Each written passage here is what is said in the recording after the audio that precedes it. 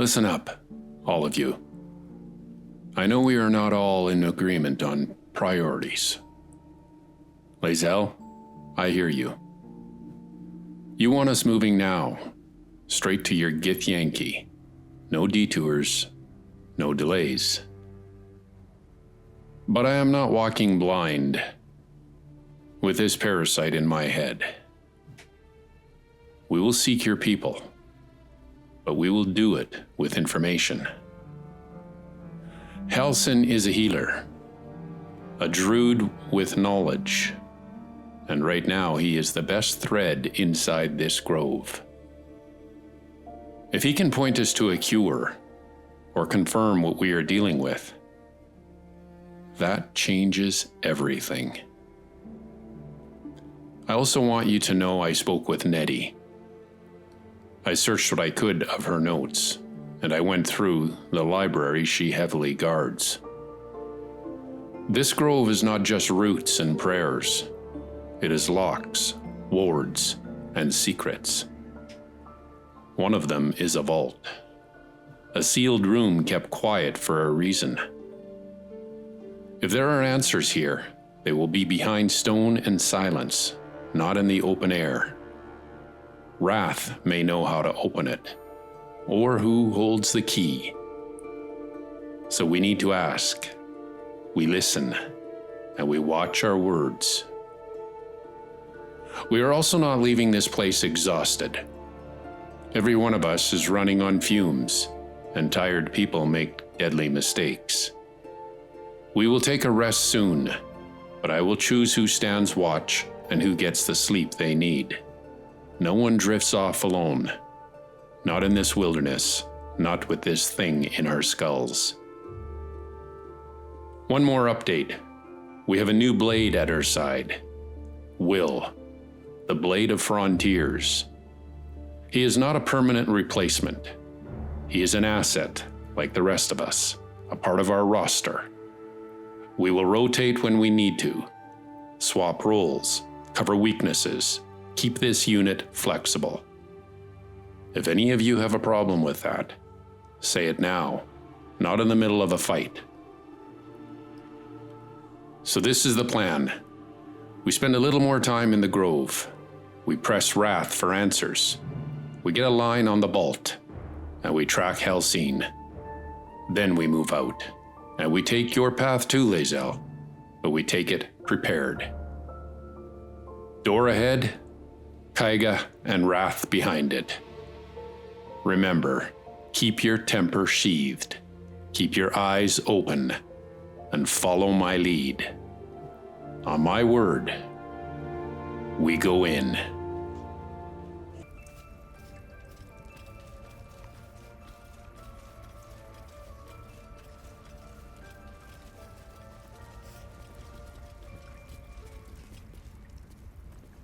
Ridiculous. We just let her run. She's a child. A devil child. One who tried to steal from her. Yet she failed. That's what matters. Until Master Halsin returns, my eyes must stay on Korga. So that's it then. One sentence. And a closed door. Wrath is not giving us a key. Not today. He says until Master Halsin returns, he keeps his eyes on Kaiga.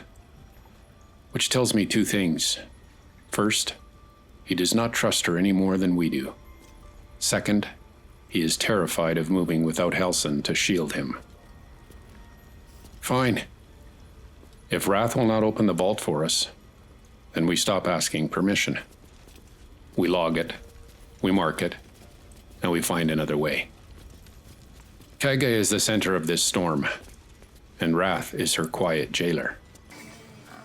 They are both watching each other, and neither will help us while the other is in the room. So we change the plan. We stop wasting breath in their circle, and we push out for Halsin.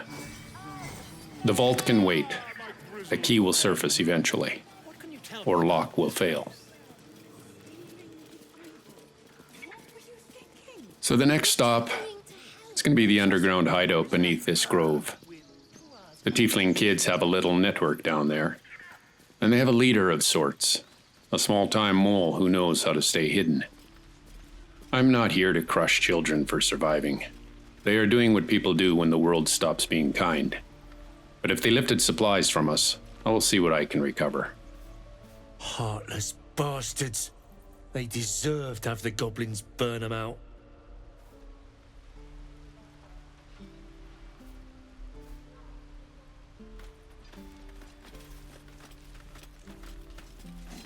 We could help each other. Fight the goblins together. Instead, these fools are trying to chase us away.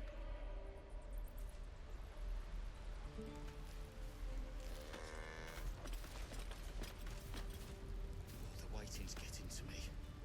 If we left, we could at least make a run. Make no mistake, though. This is not about punishment.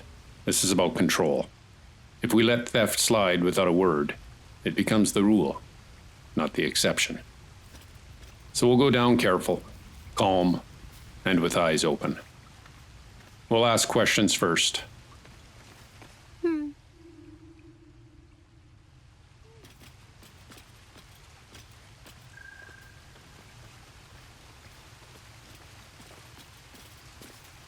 Truth is, I can live without the gear. I'm more interested in what they have seen, what they have heard, and what is hiding under our feet. Secrets travel downward in places like this.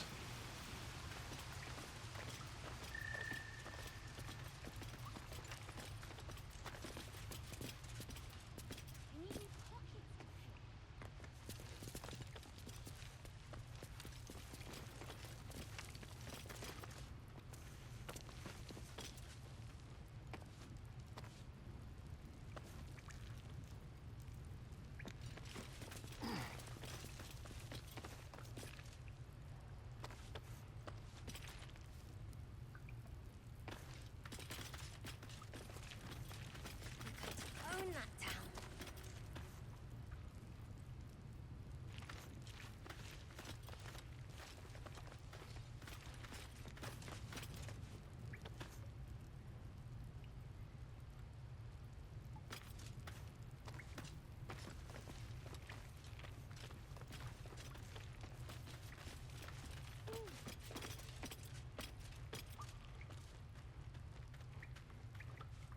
Well, look who's come to visit. My kids say you've been busy since you got here. And I hear you have a problem. A few things are missing from your pack. Is that right? Maybe we can do something about this. Anyway, you want to talk? Talk. Thought you might need help with something. I do, as a matter of fact. Revenge. You saw what those bastards that run the place were doing to Arabella, scaring the precious mite. I want to steal that big, shiny idol they're all chanting at. Yeah, I heard about that idol. What do you do with something like that? The important thing is to get it away from them. That ritual's gonna get us all killed. And we can sell it once we get to the city. Thing like that's gotta be worth a small fortune. I could help you get it. My time's valuable to me. Sure. When we sell it in the city, I'll make sure you get your cut. No, I didn't mean it that way. You'll have to count me out. I'm not getting involved. Figures. Don't think you've got the stones for the job anyhow. Anything else? Why are you running all these schemes and swindles? Risky, you know. We're saving up for a better hideout when we get to Baldur's Gate. Why? You planning on telling me stealing is wrong? I'm not your father. Do as you please.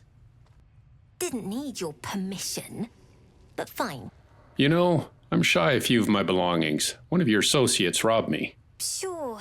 Sylphie probably grabbed them by mistake.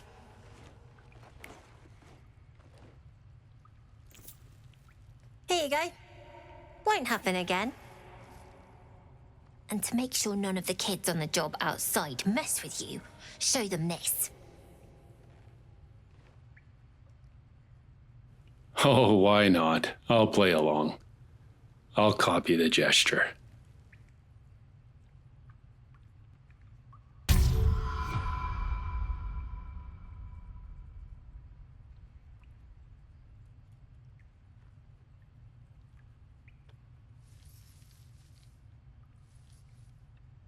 You got it. Now, we done here, or what? You know, come to think of it, do you have anything to trade? Moll has a sharp little stockpile. I'll give her that. But coin is tight right now, and I'm not bleeding our purse dry in a druid grove with a war brewing overhead. So I keep it simple. I stay polite, and I make it clear I am not an easy mark. Moll, you've got interesting goods. Real goods, not trinkets. Fire warding in a bottle, focus that could steady a shaking hand, arrows that drink the light out of a room, and a scroll with a mean sting to it. Not today, though. We are not flush with gold, and I do not buy what I cannot afford to use well. So here's my word to her, clean and respectful. Keep them safe, keep them ready, and do not sell them to somebody dumber than me. I will be back when the coin is right. Until then, we take the information, we take the measure of her operation, and we move on. Anything else? No, there's nothing else to be said. For now. Then, we're done here. You got your junk back. Take it and get out. She makes it clear fast. Take a look, then move along. Tough little one. Sharp edges, and she wears them like armor. Fine. I let it roll off my back. No point turning this into a power struggle with a child who survives by showing teeth. You don't look so tough. Moll fought off a hobgoblin all by herself.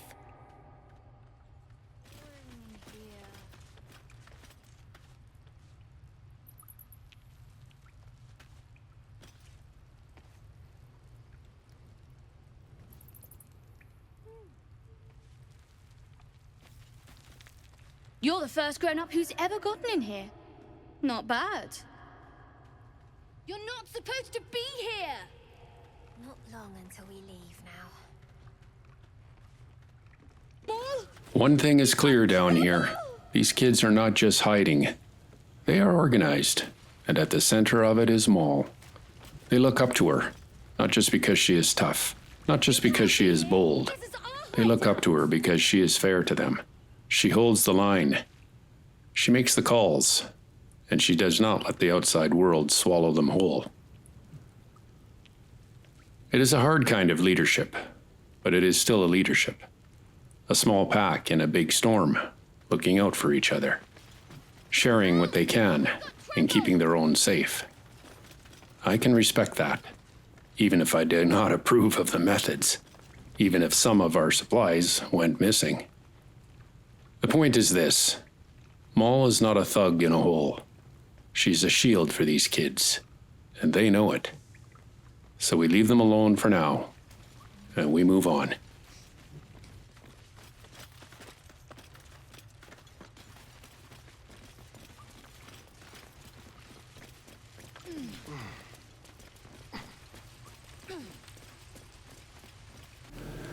Now I stop wandering and I open the map. Because aimless steps are how you die out here. We have a parasite in our heads, a grove on edge, and enemies moving in the shadows. Every move needs a purpose. First objective still stands. Find Halsin. Find a cure. But before we march out blind, we do one more pass through this grove. We trade what we can, we hear what we can, and we take every thread of information that wants to be pulled. I see a name on this map that does not belong. Auntie Ethel. That is not a druid, not a guard, not a refugee. That is the kind of person who sells smiles and buys secrets. And people like that do not stay in places like this unless they have a reason. So we will pay her a visit, We will be polite, we will be careful, and we will listen more than we speak. If she is just a merchant, we lose nothing but a minute. If she is something else, then I want to know it before we leave the walls of this grove.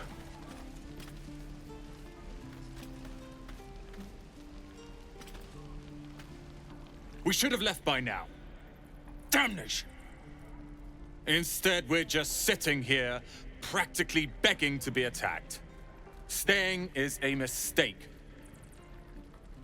Why the rush to leave? You don't understand. My apprenticeship with Leroican begins shortly. I cannot be late. Yes, that Leroican. The greatest wizard in Baldur's Gate. Ah, is this Lororican of Ramesses Tower? His name is known far and wide, I see. Few can match him in terms of raw power and talent. Until now, that is. In years to come, you will boast of this meeting, I can assure you. May we meet again in Baldur's Gate, my friend.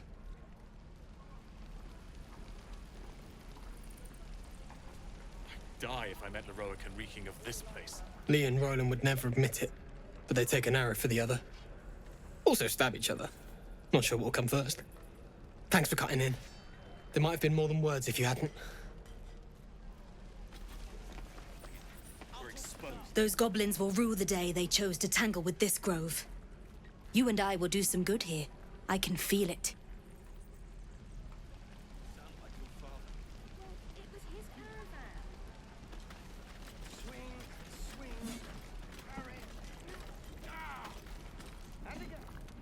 You! Saw you fighting those slimy bastards. Fancy a bowl? Best to fill your belly now, while we still can. Wow. Thank you. Look, it ain't much, but it might make all the difference. The only way we'll make it to Baldur's Gate is to run, and run hard. If a gnoll catches your scent, you'll need every bit of strength. Trust me. Bucket.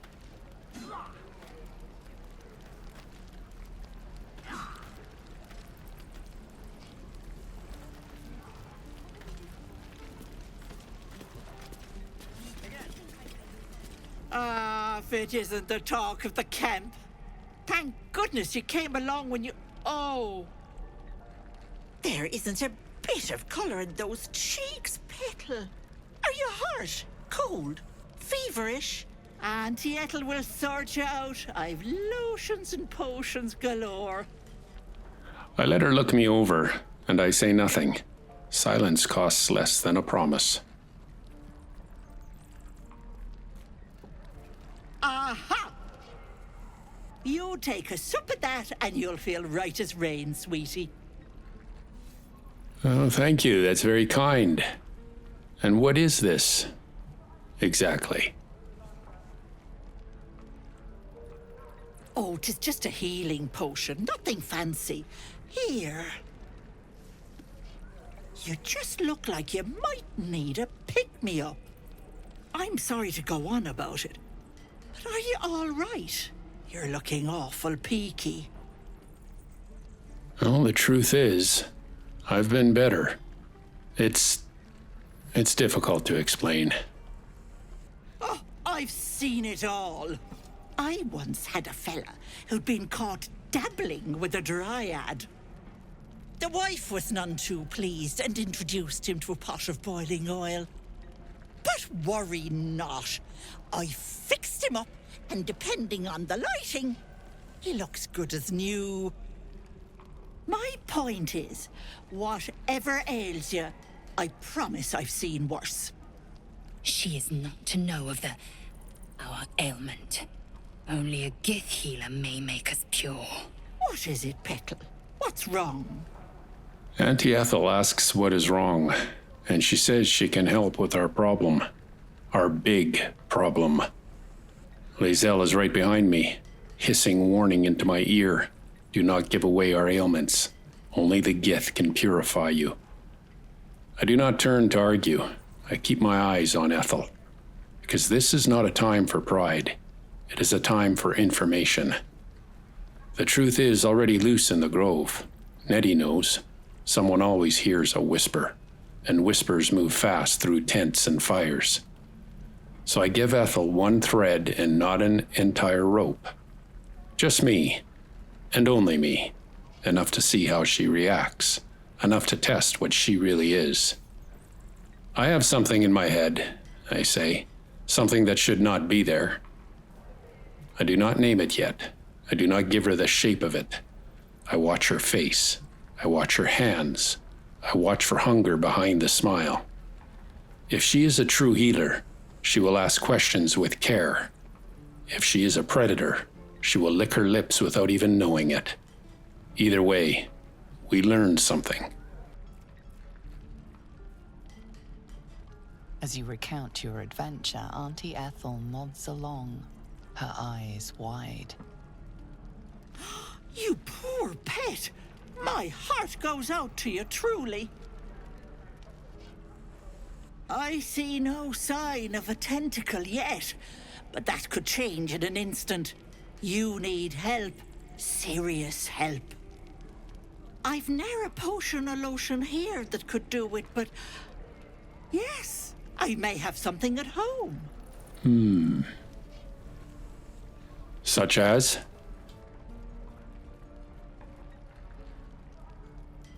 I've collected some interesting bits and bobs over the years. You'll have to stop by my house, just at the edge of the forest. Let me mark it on your map. I'll be heading back soon, so I can meet you there. Now, do you need anything? I have a few odds and ends for sale. What harm? Please show me your wares. Auntie Ethel stands there smiling, looking at me like she can see through skin and bone. She offers a house visit, stronger remedies, potent fixes, promises wrapped in a grandmother's voice. And I do not trust her, not fully, not for a breath. But here's the truth I cannot ignore. I do not trust Lae'zel's promise either. A Githyanki creche could be salvation, or it could be a knife to the throat. And Halsin, if we find him, may not have a cure at all. He may only have a map to one. So what do? We chase the Druid who may be too late. We march into the arms of a warrior clan that may see us as contaminated. Or we follow a smiling stranger to her home and hope the door does not close behind us. Every hour that passes is another hour this thing has to dig in deeper. And I will not die because I was too proud to listen or too afraid to look. So I hold her gaze, and I make no promise. Not yet. But I do not walk away either. Next time, we decide. Do we seek Halsin in the wild? Or do we step into Auntie Ethel's house and see what she really is? Either way, we move with caution. We move with steel ready. And we do not move alone.